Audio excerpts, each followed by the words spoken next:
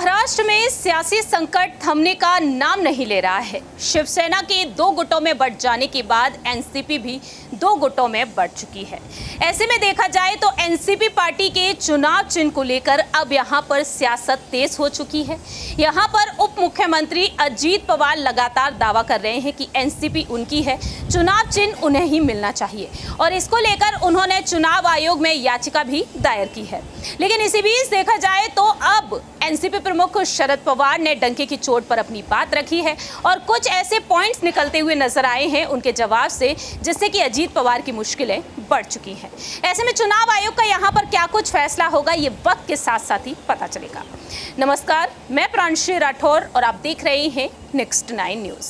दरअसल आपको बता दें कि अजीत पवार जहां एक तरफ दावा कर रहे हैं कि एनसीपी उनकी है, एनसीपी पार्टी का नाम और चुनाव चिन्ह उन्हें ही मिलना चाहिए, चुनाव आयोग में उन्होंने याचिका दायर की और अब शरद पवार साफ तौर पर कह चुके हैं कि एनसीपी में कोई भी फूट नहीं पड़ी है, जिससे कि अजीत पवार की टेंशन अब बढ़ती ही जा रही है।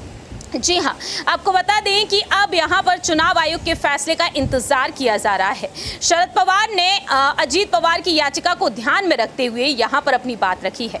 अजीत पवार की याचिका में उन्होंने पार्टी के नाम और चुनाव चिन्ह पर दावा किया और उनकी याचिका के मद्देनजर चुनाव आयोग ने एनसीपी अध्यक्ष शरद पवार के गुट को भी नोटिस भेजा, लेकिन शरद पवार की तरफ से अब जवाब दिए गए हैं। शरद पवार ने मांग की है अपनी यहाँ पर अपनी याचिका के जरिए केंद्रीय चुनाव आयोग को उन्होंने जवाब दिया कि एनसीपी में कोई फूट नहीं है। शरद पवार के गुट का कहना है कि चुनाव चिन्ह को लेकर उप मुख्यमंत्री अजीत पवार की मांग बेबुनियाद है, दुर्भाग्यपूर्ण है। उन्होंने मांग की है कि चुनाव आयोग अजीत पवार की मांग को खारिज कर दे। शरद पवार के इस जवाब के बाद अब सियासत तेज हो चुकी है। वहीं एनसीपी प्रमुख शरद पवार गुट के जितेंद्र आहवार ने कहा कि हमारी एनसीपी पार्टी में कोई फूट नहीं पड़ी है।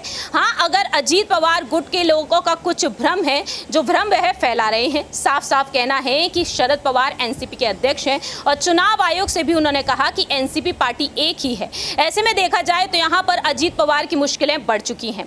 अजीत पवार के दावों को उन्होंने निराधार बताया है और कहा है कि चुनाव आयोग को अजीत पवार की याचिका खारिज कर देनी चाहिए। वहीं एनसीपी चुनाव आयोग में पंजीकृत पार्टी है। एनसीपी के अध्यक्ष शरद पवार और प्रफुल्ल पटेल ने ही उन्हें अध्यक्ष का पद दिया था। तो यहाँ पर ये तमाम पॉइंट्स निकलकर सामने आते हैं। अब देखना होगा कि चुनाव आयोग यहाँ पर एनसीपी पार्टी का चुनाव चिन्ह किसे सौंपता है, ये वक्त के साथ साथ ही पता चलेगा। इस खास रिपोर्ट में इतना ही। तब तक के लिए आप देखते रहिए नेक्स्ट 9 न्यूज।